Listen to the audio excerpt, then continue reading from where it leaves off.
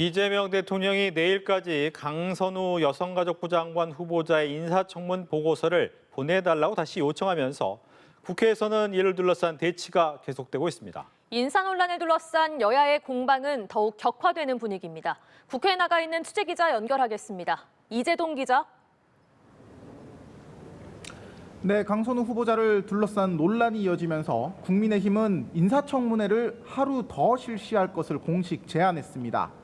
국민의힘 송원석 비대위원장 겸 원내대표는 오전 의원총회에서 이재명 대통령이 입법권을 남용하는 의회 독재를 넘어 인사권을 남용하는 행정 독재를 시작했다며 이같이 밝혔는데요.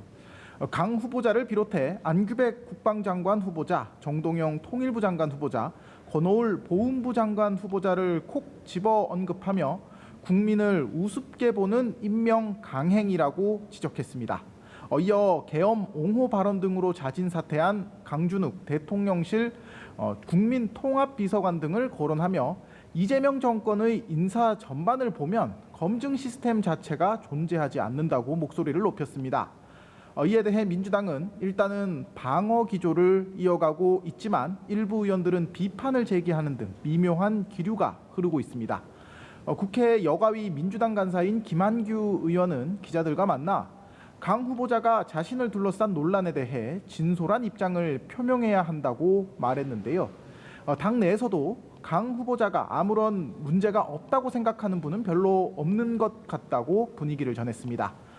특히 보좌진 갑질 문제에 대해 지도부나 당 소속 의원들이 연대해서 이번 기회에 마음이 상했을 보좌진들을 위로하고 진솔한 사과를 하고 이런 문제가 반복되지 않도록 해야 한다고 언급했습니다. 이런 가운데 오늘 한성숙 중기부 장관 후보자와 전재수 해수부 장관 후보자의 청문 보고서는 여야 합의로 채택됐고요. 역시 여야 합의로 청문 보고서가 채택됐던 김상환 헌재소장 후보자 임명 동의안은 조금 전 본회의에서 통과됐습니다. 네, 여야 각 당 상황도 알아보겠습니다. 국민의힘은 혁신안을 논의하기 위한 의원총회를 열었다고요. 네, 오늘 국민의힘 의원총회는 당 혁신위원회가 제시한 쇄신안을 논의하기 위해서 열렸습니다. 혁신안을 놓고 격론이 오갈 것으로 전망이 됐는데 예상외로 의총은 1시간여 만에 끝이 났습니다. 곽규택 수석대변인은 다수 의원이 윤희숙 혁신위원장이 직접 의총에 출석할 것을 요구했다고 설명했는데요.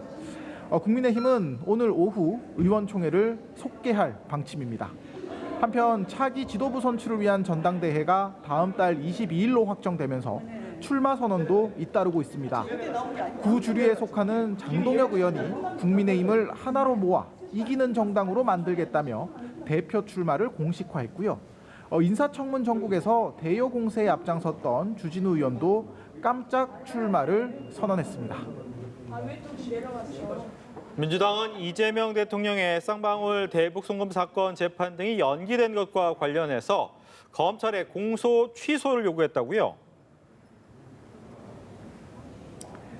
네, 민주당 정치검찰 조작기소 대응 태스크포스가 오전 국회에서 2차 회의를 열었습니다. 검사 출신의 양부남 의원은 대북 송금 사건에서 여러 증언 등을 보면 이 사건이 잘못된 내용으로 기소됐다는 합리적 의심을 떨칠 수 없다고 말했는데요. 조작 기소가 사실이라면 검찰은 관련 사건의 공소를 취소해야 한다고 주장했습니다.